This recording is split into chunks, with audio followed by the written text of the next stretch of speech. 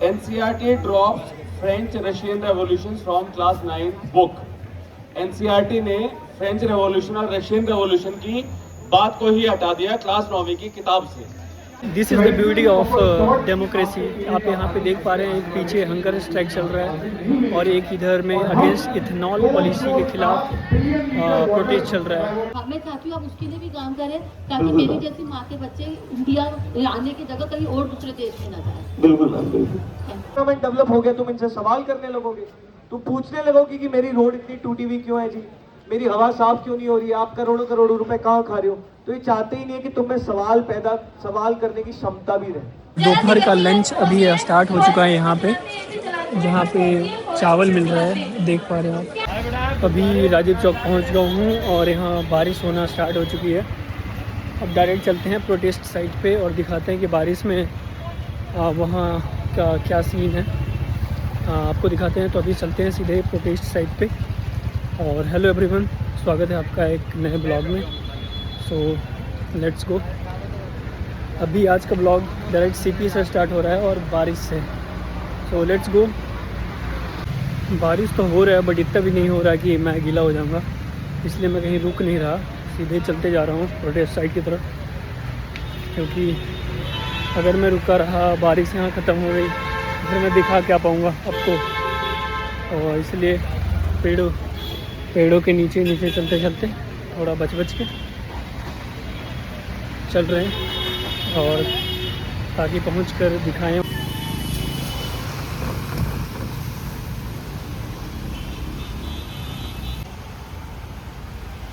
तो अभी protest site पहुँच गया हूँ, बस एंट्री लेने वाला हूँ कुछ ही देरों में और आपको दिखाता हूँ कि कैसे धूप, गर्मी, बरसात जैसे मौसमों में भी लोग डटे हुए हैं। एंट्री ले चुका हूँ और देख पा रहे हैं यहाँ पे पुलिस पर्सनल जो भी है निरीक्षण करके निकल रहे हैं यहाँ से।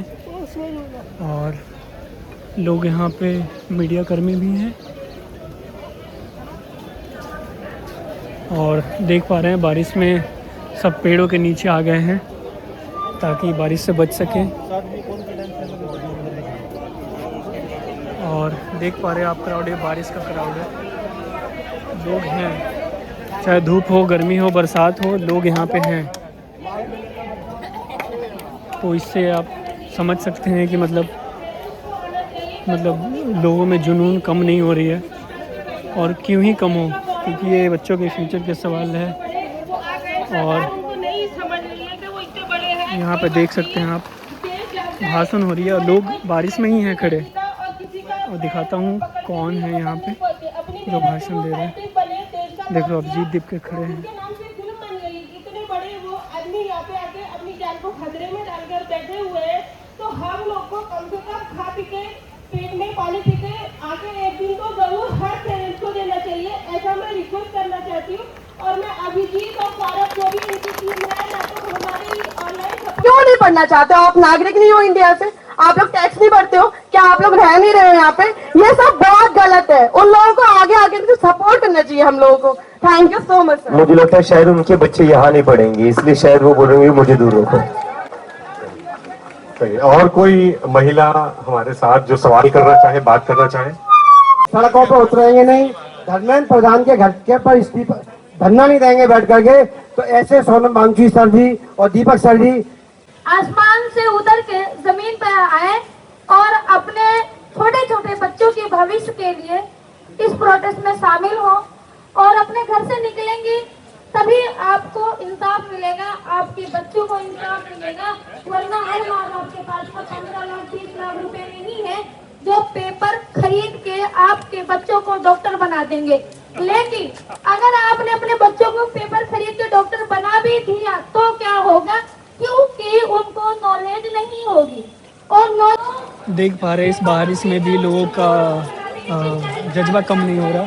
आज जो सवाल लिए जा रहे हैं अभिजीत दीप के और सीडीपी के जो स्पोक्स पर्सन सवाल ले रहे हैं, वो सारे महिलाओं से ले रहे हैं ताकि महिला भी अपनी बात रखे और इस प्रोटेस्ट का हिस्सा बन रही है, वो अपनी बातों को मतलब मुखर रूप से रखें और उस पर चर्चा हो। तो जैसा कि अभी आपने देखा, बहुत सारे महिलाएं सवाल पूछ रही हैं, अपनी सुझाव दे रहे हैं और लोग पीछे यहाँ पे देख पा रहे हैं, बारिश में भी लोग खड़े हैं। दोपहर का लंच अभी स्टार्ट हो चुका है यहाँ पे, जहाँ पे चावल मिल रहा है, देख पा रहे हैं आप। और यहाँ पे लोग लाइन में लगे हुए हैं बारिश में भी, और क्योंकि अभी लंच का टाइम है और करीब 2:30 बज रहे हैं दोपहर के, और लोग लंच कर रहे हैं। यहाँ पे देख पा रहे हैं, यहाँ डिस्ट्रीब्यूट किया जा रहा है। तो यहाँ पे भाषण चल रहे हैं, यहाँ पे लोग लंच कर रहे हैं, जैसा कि देख पा रहे हैं। और ये अभी बारिश हो रहा है, अगर आपको दिख पा रहा हो तो। और बारिश में कुछ लोग छाता लेकर खड़े हैं, और कुछ लोग ऐसे ही बिना छाता खड़े हैं, और लोग एक दूसरे का उत्साह बढ़ा रहे हैं, सवाल पूछ रहे हैं महिलाएं। नहीं रहेगी, लेकिन मैं फिर भी हार नहीं मानूंगी, इसलिए आप लोगों से रिक्वेस्ट करती हूँ कि आप लोग कभी हार मत मानना। एक बार फेल हो जाए, एक बार नीट पेपर लीक हो जाए, कोई सा भी पेपर लीक हो जाए, 10 बार लीक हो जाए, लेकिन आप 10 बार प्रयास करेंगे, कभी हार नहीं मानेंगे और ना ही हार मानना है। Thank you. और एक बात मैं धर्मेंद्र प्रधान जी से कहूंगी कि अगर हम जैसा कहते हैं धर्मेंद्र प्रधान, तुम्हें आज भी शर्म नहीं आती क्या? आज भी आपको शर्म नहीं आती क्या? तो धर्मेंद्र प्रताप जी प्लीज आप ये मत कहना, शर्म तो उनको होती है जिनके पास शर्म होती है, हम तो वो बेशर्म है जो शर्म भी देख के शर्मा जाती है। प्लीज आप ये मत कहना। अभी जो बहुत जरूरी है एंड बहुत लोग बनना भी चाहते हैं साइकोलॉजिस्ट, क्लिनिकल साइकोलॉजिस्ट, बट जो एजुकेशन पार्ट है तो हमारे लोगों में तो पोटेंशियल पूरा है, बट ये गवर्नमेंट की प्रायोरिटीज अलग है। गवर्नमेंट यहाँ पर क्या कर रही है? जितने लोग रिसर्च कर रहे थे, रिसर्च का पैसा काट रही है, फेलोशिप बंद कर रहे हैं, काट रहे हैं, या उसकी फंडिंग कम कर रहे हैं। तो गवर्नमेंट की जो प्रायोरिटीज है वो एजुकेशन पर नहीं है, रिसर्च पर नहीं है, फेलोशिप पर है ही नहीं, वो बदलना पड़ेगा। हाँ, मैं चाहती हूँ आप उसके लिए भी काम करें, ताकि मेरी जैसी माँ के बच्चे इंडिया आने की जगह कहीं और दूसरे देश में न जाए। बिल्कुल मैम, बिल्कुल। बहुत बढ़िया। नीट के लिए लड़ाई कर रहे हैं, पर हमारी युवा सोच रही है कि हम इन सब में क्यों पड़े, हमें वो रिस्पॉन्सिबिलिटी नहीं लेनी, because after you go all go, if the thing doesn't resolve, then we have to take the responsibility, and our generation is not ready to. So sir, I wanted to ask you, how does this movement inspire our generation to take up the responsibility if such things again happen? We will not go without things getting resolved। यहाँ से जब तक नहीं हिलेंगे, जब तक इस देश की व्यवस्था नहीं बदलती। कोई भी ये मान के नहीं बैठे कि हम धर्मेंद्र प्रधान के इस्तीफा लेने के बाद शांत हो जाएंगे। ये सिर्फ शुरुआत है। तब तक चुप नहीं बैठेंगे जब तक इस देश की शिक्षा व्यवस्था को हम ठीक नहीं कर देते। ये वादा कर रहे हैं हम लोग आज आपसे। अभी सिर्फ शुरुआत है, पहला विकेट गिरने तो दो, पहला विकेट। जो हमारे स्कूल्स का, हमारे कॉलेजेस का, हमारी यूनिवर्सिटीज का, हमारे एग्जाम्स का इन लोगों ने भट्टा बिठाया है, एक एक चीज को ठीक करेंगे। तब तक चुप नहीं बैठेंगे जब तक इस देश की शिक्षा व्यवस्था सुधर नहीं जाती। ये वादा है पूरी सीजेपी की टीम का आप लोगों से। और बेसिक सवाल है जो कि वाकई सबके मन में चल रहा है, और हर एक बच्चा जो सीजेपी को आज सपोर्ट करने यहाँ पे आया है ना, हर कोई यही सोच करके आ रहा है कि आखिर अभिजीत दीपके हैं कौन। इस तरीके से अचानक से उठ करके एक क्रांति लाने का अगर कोई सोच रहा है तो सबसे पहले तो क्लियर करना बनता है ना, क्योंकि ये सिर्फ अब मीडिया का सवाल नहीं रह गया और ना सिर्फ ये पॉलिटिकल पार्टी का एजेंडा है। अब ये अभिजीत दीपके के वाकई पर्सनैलिटी पर भी सवाल उठ रहे हैं कि अभी रैंडम कोई आकर के, और बेसिकली क्योंकि वो अमेरिका से या जहाँ से भी आए हुए हैं तो इसलिए वो इंडियन नहीं है, उनकी नेशनैलिटी पर भी सवाल उठ रहा है। अभिजीत दीपके हम सब में से एक आदमी है। एक सेकंड, एक एक करके सर, एक एक करके। अभिजीत दीपके कौन है? दीपके है यहाँ पे? कौन है भाई, तुम बताओ इनको। अभिजीत दीपके 1.5 महीने पहले तक, मेरी ये प्रोटेस्ट शुरू जब हुई थी, मैं इसको 6 साल से जानता हूं। प्रोटेस्ट शुरू होने से पहले जब सूर्यकांत ने शायद ये कमेंट किया था, चीफ जस्टिस ने हमारे, उससे कुछ 3 या 4 दिन पहले मेरी इससे बात हुई थी। इसका प्रोग्राम खत्म हुआ था, बॉस्टन यूनिवर्सिटी से पढ़ने गया था, मास्टर्स खत्म हुए थे, ये जॉब ढूंढ रहा था वहां पे। सर पे लोन है इसके। लोन क्यों है? क्योंकि एक मिडिल क्लास फैमिली से आता है। इस देश की शिक्षा व्यवस्था पूरी तरह बर्बाद हो चुकी है, तो मजबूरी में हम लोग बाहर पढ़ने जाते हैं। बाहर पढ़ाई कर रहा था, नौकरी ढूंढ रहा था। लेकिन जब चीफ जस्टिस ने कमेंट किया तो इसने डिसाइड कर लिया कि मैं चुप नहीं बैठने वाला, मैं तो इस बारे में अब बात करूंगा। बस इतना ही आपको अभिजीत दीपके के बारे में जानने की जरूरत है, इससे ज्यादा जानने की जरूरत भी नहीं है किसी को। इसकी पूरी फैमिली हिस्ट्री आप किसी भी न्यूज चैनल पे ढूंढ सकते हो, आपको मिल जाएगी। बस एक चीज जान लो, अभिजीत दीपके हम जैसे युवाओं में से एक ऐसा युवा है जिसने हिम्मत उठाई है सरकार से सवाल करने की। बस इससे ज्यादा कोई भी और बात जरूरी नहीं है, क्योंकि 12 साल से इस देश में लोग सवाल करना भूल चुके थे, हिम्मत करना भूल चुके थे कि सरकार से हम जवाबदेही मांगे कि भाई इस देश में पेपर लीक क्यों हो रहे हैं। पेपर लीक की बात कर रहे हैं, लेकिन एनसीईआरटी को भी बहुत ऐसे एक पक्ष की विचारधारा को थोपा जा रहा है। एनसीईआरटी का सिलेबस बदल के बच्चों के अंदर जो है कम्युनिज्म का बीज बोया जा रहा है, using that changing that syllabus of NCERT. इस पर आपको क्या कहना है? दूसरा सवाल ये कि डिलिमिटेशन का बिल गिर गया है। अभिजीत सर महाराष्ट्र से, मैं भी महाराष्ट्र से आता हूँ, और एमपीएस को अलग अलग जगहों से लीक किया जा रहा है ताकि वो डिलिमिटेशन बिल वापस पास किया जाए। इस पर आपका क्या कहना है? और तीसरा, उम्र का बिल कल वापस रिजेक्ट हो गया है, उसके भी आप क्या कहना चाहोगे? आप सभी को जय भीम। तो सबसे पहले तो आपकी एनसीईआरटी की जो बात थी, एनसीईआरटी का करिकुलम तो है ही कि एजुकेशनिस्ट को करिकुलम बनाना चाहिए। किन लोगों को बनाना चाहिए? अभी क्या हो रहा है? अभी आरएसएस के लोग करिकुलम बना रहे हैं, आरएसएस की विचारधारा के लिए करिकुलम बन रहा है। लेकिन आरएसएस वालों को भी मैं ये बोल देना चाहता हूं कि करिकुलम बना लो, कम से कम किताबें तो पहुंचा दो पहले स्कूलों में। जब स्कूलों की छतें गिर रही हैं, बिल्डिंग की छतें गिर रही हैं, बच्चे पढ़ने जा नहीं पा रहे, जान पे बात बन रही है, तो तुम करिकुलम बनाकर भी क्या उखाड़ लोगे?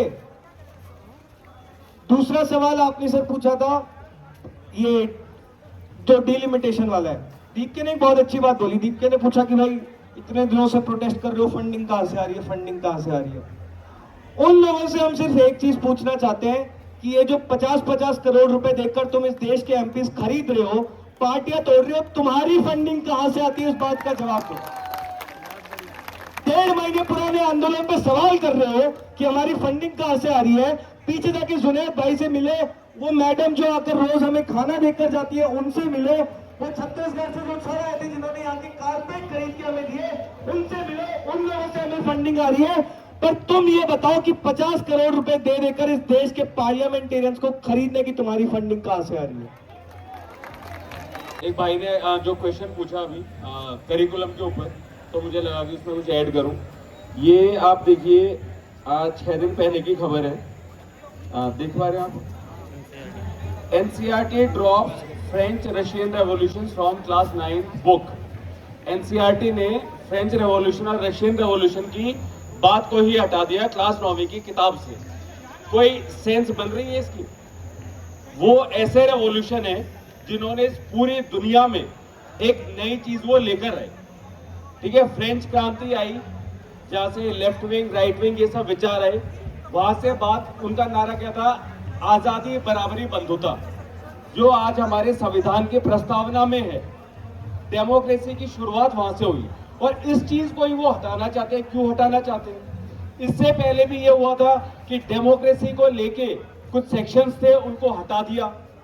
इवोल्यूशन को लेकर चैप्टर कि हमारा जो हम इंसान है, हमारा इवोल्यूशन कैसे हुआ, पहले डायनासोर थे, किस टाइप से मछलियां थी, मैमल्स थे, किस तरीके से ह्यूमंस का विकास हुआ, ऐसी ऐसी बातें ही वो सारी क्यों हटाना चाहते हैं? और ऐड क्या कर रहे हैं? करिकुलम में मनुस्मृति ला रहे हैं जी। एक ऐसी किताब जिसमें इंसान को ऊपर नीचे बांटा गया है, उसको वो करिकुलम में ला रहे हैं और लोकतंत्र की बात को हटा रहे हैं। तो आप साफ देख लीजिए कि उनके मंशा क्या है। लेकिन उनको मैं एक बात समझा देना चाहता हूं कि ये जो देश है, ये चलेगा आजादी बराबरी बंधुता न्याय, यही जो हमारे संवैधानिक मूल्य हैं, इसी के हिसाब से चलेगा, और एजुकेशन में भी वही चीज होगी। तो प्लीज ऐसी हरकतें छोड़ दें और पढ़ाई ऐसी होनी चाहिए जो लोगों को आगे बढ़ाए। करिकुलम में तो ये होना चाहिए कि एक लोकतंत्र में प्रोटेस्ट किस तरीके से किया जाए, सरकार को खुद ये किताबों में बताना चाहिए कि अगर सरकार काम ना करे तो किस तरीके से आपको एक पीसफुल डेमोक्रेटिक प्रोटेस्ट करना है। और वो जो है सब कुछ दबा देना चाहते हैं, तो उनके पास एक सिंपल ऑप्शन है कि आप लोगों को दबाओ, आप डेमोक्रेसी की चैप्टर हटाओ। इसके बजाय आप एक काम करो, कुछ युवाओं के लिए, देश के लिए अच्छे काम कर लो, तो कोई प्रोटेस्ट होगा ही नहीं, सब आपकी तारीफ करेंगे। लेकिन अच्छा काम नहीं कर रहे, ये सब करे जा रहे हैं, करिकुलम बदल दो, किताब बदल दो। Yeah, I just have one question on the constitution of NTA. मेरी डॉटर 3 साल पहले CUET का एग्जाम दिया था, I had gone with her, and मेरे सामने कम से कम 4 या 5 स्टूडेंट्स को सिर्फ 1 मिनट लेट आए थे CUET के एग्जाम में, उनको बाहर कर दिया गया। उनको एग्जाम ही नहीं देने दिया गया, पूरा साल उन बच्चों का वेस्ट हुआ है। NTA ऑटोनोमस बॉडी बना दी गई है। I don't understand what is the relevance of NTA। हम लोगों ने भी एग्जाम्स दिए थे CBSE के टाइम पे, everything was okay. So resignation of the minister is one thing which absolutely has to be there. Now my thing is that apart from that, are we and are you and all of us, are we also going to challenge the constitution and the autonomy of NTA so that things get better in place, so that these kind of things don't happen? Because जब से NTA बनी है तब से ये issues बहुत ज़्यादा आए हैं. So are you going to do something on the NTA? तो सर ने एक बहुत अच्छी बात बोली NTA के बारे में। NTA के बारे में कितने लोगों को पता है यहाँ पे? नेशनल टेस्टिंग एजेंसी देश में जितने भी बड़े एग्जाम्स हो रहे हैं, ज्यादातर गड़बड़ घोटाले NTA करवाती है।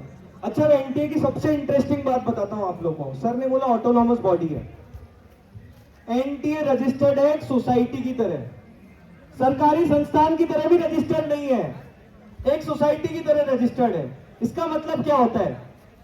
सरकार से सवाल करने के लिए हमें सूचना का अधिकार मिला है, सरकार से सवाल करने के लिए हमें सूचना का अधिकार मिला है, राइट टू इंफॉर्मेशन। लेकिन आप NTA से कोई सवाल नहीं कर सकते जी, कोई सवाल नहीं कर सकते। क्यों? क्योंकि वो तो सोसाइटी की तरह रजिस्टर्ड है, आप उनसे सवाल ही नहीं कर सकते हो। अच्छा, ये लोग किस तरह से एग्जाम कराते हैं? ये हर एग्जाम को किसी प्राइवेट एजेंसी को दे देते हैं। हर एग्जाम को ये कोई प्राइवेट एजेंसी आएगी, रैंडम प्राइवेट एजेंसी, जिसने किसी और नाम से किसी और प्रदेश में घोटाला किया होगा, वो आते हैं, अपना नाम बदलते हैं और NTA उनको टेंडर बांट देता है। पूरे के पूरा जो हमारे देश का इस समय एग्जाम सिस्टम चल रहा है, वो ऐसी प्राइवेट कंपनियां चला रही हैं जिनका हमने नाम भी नहीं सुना।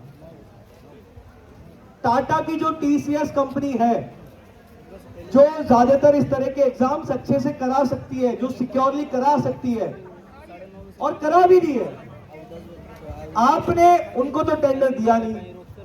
आपको जो पीछे से फंडिंग दे देते हैं, टेबल के नीचे से पैसा दे देते हैं, आप उनको जो है टेंडर बांट देते हो। सवाल आप उनसे कर नहीं सकते हो, क्योंकि NTA तो सर सोसाइटीज एक्ट में रजिस्टर्ड है ना, RTI कहां से लगेगा? तो सर आपकी बात का छोटा सा जवाब मैं दे दूं, धर्मेंद्र प्रधान शुरुआत है। NTA में जितने भी गड़बड़ घोटाले हो रहे हैं, एक एक चीज का हिसाब मांगेंगे, जरूरत पड़ी तो NTA को डिसबैंड भी करवाएंगे, बंद भी करवाएंगे। जितना NTA ने देश के पेपर्स का भट्टा बिठाया है, एक एक चीज का हम लोग हिसाब लेंगे। एक एक व्यक्ति जो आज NTA में बैठकर घोटाले कर रहा है, पैसे कमा रहा है, उसको अकाउंटेबल हम लोग ठहरेंगे। हम लोग का वादा है आपसे कि आप पढ़ाई लिखाई करो। ये लोग नहीं चाहते कि आप लोगों में क्रिटिकल थिंकिंग बने, सवाल करने की क्षमता हो, सोचने की क्षमता हो। ये लोग आपको रोबोट बनाना चाहते हैं, जो सर नीचे रख के बस सरकार की जी हुजूरी करे। दो लोग जो इस पूरे देश की पूरी जो है आज पोर्ट कंट्रोल कर रहे हैं, एयरपोर्ट कंट्रोल कर रहे हैं, तेल कंट्रोल कर रहे हैं, सड़क कंट्रोल कर रहे हैं। ये लोग चाहते हैं कि पूरा देश उनका बंधुआ मजदूर बनकर उनके लिए काम करे। गवर्नमेंट डेवलप हो गया, तुम इनसे सवाल करने लगोगे, तुम पूछने लगोगे कि मेरी रोड इतनी टूटी हुई क्यों है जी, मेरी हवा साफ क्यों नहीं हो रही है, आप करोड़ों करोड़ों रुपए कहाँ खा रहे हो। तो ये चाहते ही नहीं है कि तुम्हें सवाल करने की क्षमता भी रहे। ये खत्म करना चाहते हैं उस सिस्टम को, और इसीलिए ये लड़ाई जरूरी है। सेंसिटिव है, 20 students they have died, they have no sympathy, इतने इनसेंसिटिव हैं। नॉट ओनली नीट, मैं क्लैट की स्टूडेंट हूँ, मैं क्लैट देने वाली हूँ। क्लैट का पेपर हर साल लीक होता है, जस्ट बिकॉज वो नोटिस में नहीं आता, उसको कोई उसके बारे में कोई डिटेल नहीं है। हर पेपर लीक होता है। Not because of that, students के साथ गलत कर रहे हैं, साथ में टीचर्स के साथ गलत कर रहे हैं, टीचर्स का वर्कलोड कम कर रहे हैं। जानबूझ के कह रहे हैं कि 40% जो स्टूडेंट्स हैं वो ऑनलाइन पढ़ेंगे ताकि टीचर्स का वर्कलोड खत्म हो जाए और वो उनको हटा दे। ये हो रहा है हमारी कंट्री में, कोई कुछ देख नहीं रहा है। कुछ लोग अंधभगत हो चुके हैं, जिनके खुद के चिल्ड्रन, खुद के बच्चे इतना सफर कर रहे हैं, पर उनको कोई फर्क नहीं पड़ रहा है। We just need to gather the youth, because जो हो चुके हैं अंधभक्त, अब उनमें कोई दिमाग नहीं है, वो पागल हो चुके हैं। ये गवर्नमेंट ने कुछ माइंड को टारगेट कर लिया, उनको ट्रैप कर लिया है। जो बचे हुए दिमाग है they need to come here, उनको आना पड़ेगा, उनको हमें मोबिलाइज करना पड़ेगा, बिकॉज जो हो रहा है टीचर्स के साथ, स्टूडेंट्स के साथ, एजुकेशन बेस है उसके साथ बिल्कुल रिग्ड हो चुका है वो system. I think we need to work on this, the government needs to work on this. बिल्कुल। कुछ लोग बोलते हैं नीट का पेपर लीक हो रहा है, बाकी पेपर तो लीक नहीं हो रहे हैं। उनके लिए सिर्फ इतनी चीज बोलूंगा, पेपर लीक हो रहे हैं जिनके बारे में हमें पता पड़ रहा है, जिनके बारे में हमें पता नहीं है इसका मतलब ये मत समझना कि वो पेपर लीक नहीं हो रहे हैं, उनके बारे में बस आपको जानकारी नहीं मिल रही है। पेपर लीक इस देश में बहुत सारे हो रहे हैं। हमें कुछ लोगों ने कहा है कि इस देश के 50% पेपर लीक होते हैं, बिकते हैं। जानकारी हम तक कुछ पेपरों की पहुंच रही है, बस ये रियलिटी है।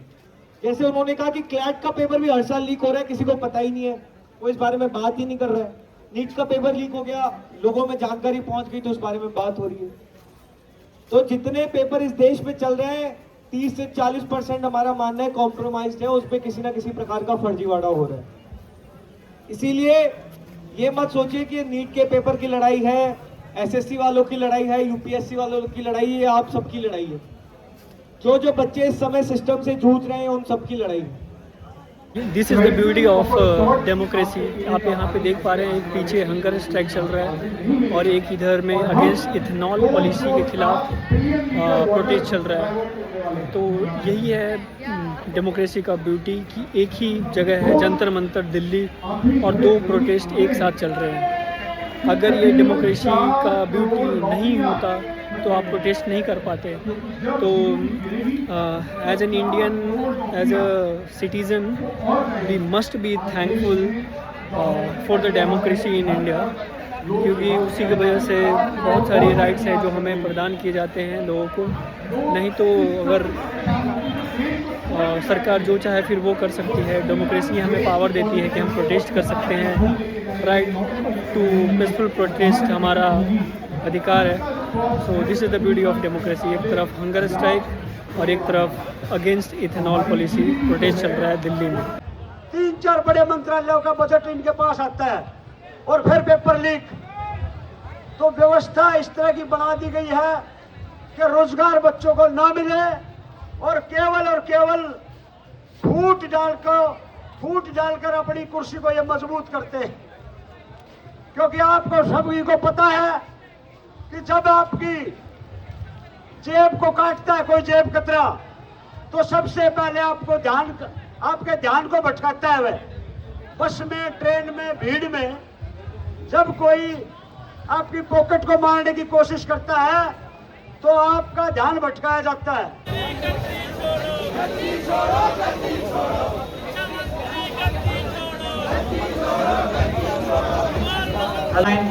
एक छोटी सी कविता है, उसको पढ़ने के बाद ही अपनी मेन कविता पढ़ूंगा। वो कुछ यूँ है कि यहाँ से इसे ललकार समझे चाहे दो समझे या गुहार समझे। गाँव गाँव से उठो, बस्ती बस्ती से उठो, गाँव से उठो, बस्ती बस्ती से उठो, आदमी औरत भी उठो, बूढ़े बच्चे भी उठो, औरत भी उठो, बूढ़े बच्चे भी उठो। इस देश की सूरत बदलने के लिए उठो, देश की सूरत बदलने के लिए उठो। हर जिसके हाथ में कलम है, क्योंकि अब ये केवल टेस्टिंग एजेंसी को बदलने की, इस्तीफे की लड़ाई नहीं रही। अब ये संघर्ष शिक्षा में क्रांतिकारी बदलाव का संघर्ष में तब्दील हो चुका है। तो आज हम, क्योंकि हम सबका, किसी भी धर्म से हम आते हो, हम सबका खून लाल है, हम सबके हौसले का रंग लाल है, हमारी शिक्षा में उम्मीदों की क्रांति का रंग लाल है। उस लाल रंग के नाम हमारा ये साफा और हमारा हौसला इनकलाब जिंदाबाद। दोस्तों, आज यहाँ से हम 30 पॉइंट जंतर मंतर डिक्लेरेशन, घोषणा पत्र, मांग पत्र रख रहे हैं। यहाँ से इस देश के शिक्षा मंत्री, इस देश की शिक्षा व्यवस्था और सरकार से, इस देश का छात्र और युवा जो आपके हिसाब से तो अमृत काल में है, पर इतने सालों बाद भी आज भी जो एक तरफ भयंकर शिक्षा परीक्षा लीक और दूसरी तरफ भयंकर एजुकेशन लीक से त्रस्त है, उनसे हम आज ये जो घोषणा पत्र है, ये उनके लिए एक चेतावनी भी है। आज संडे हो रही है कारण यहाँ पे शाम होने लग रहा है और यहाँ पे धीरे धीरे लोग आ रहे हैं और संख्या बढ़ रही है इस प्रोटेस्ट में। और जैसा कि पहले थोड़ा देर पहले बताया था कि यहाँ पे एक साथ 2 प्रोटेस्ट चल रहे हैं। हंगर स्ट्राइक जहाँ पे 20 से अधिक students along with Sonam sir hunger strike पे हैं। एंड यहाँ पे इथेनॉल पॉलिसी के अगेंस्ट में भी यहाँ प्रोटेस्ट हो रहा है। तो आप देख सकते हैं ये ब्यूटी ऑफ डेमोक्रेसी है कि एक ही जगह पे 2 प्रोटेस्ट चल सकते हैं और चलते हैं। यही हमें राइट्स मिला है, राइट टू प्रोटेस्ट, और जैसा कि लोग कर रहे हैं और पीसफुल प्रोटेस्ट है। जैसा कि आप मेरे पीछे देख पा रहे हैं, जनता धीरे धीरे वहाँ पे बढ़ रही है। संडे के कारण लोग जा भी रहे हैं। सो यही है आज संडे था और यही है आज का ग्राउंड रिपोर्ट जो आपने देखा। सो मैं यही कहना चाहूँगा कि आज के लिए इतना ही, और फिर मिलते हैं आपको नेक्स्ट वीडियो या ब्लॉग में। और प्लीज़ ज्वाइन करें इस प्रोटेस्ट को एज़ मच एज़ पॉसिबल, क्योंकि स्टूडेंट्स की फ्यूचर की बात है। अगर स्टूडेंट्स का फ्यूचर नहीं होगा, अगर लोग पढ़ेंगे नहीं, और पढ़ेंगे तो सही से अगर पढ़ेंगे नहीं, तो वो आगे जाकर अपने सोसाइटी में, अपने देश में कैसे कोई अच्छे काम कर पाएंगे अगर उसे अच्छी एजुकेशन नहीं मिलेगा। और पेपर लीक्स होंगे तो फिर वो पढ़ाई करने का कोई फ़ायदा नहीं होगा, क्योंकि एग्ज़ाम की वजह से ही वो आगे पहुंचते हैं। अच्छे संस्थानों में उनकी पढ़ाई के लिए एडमिशन हो पाती है, कहीं जॉब लग पाता है। सो ये बहुत ही ज़रूरी है। So please support this protest, students protest. So thank you so much for watching. Bye, take care.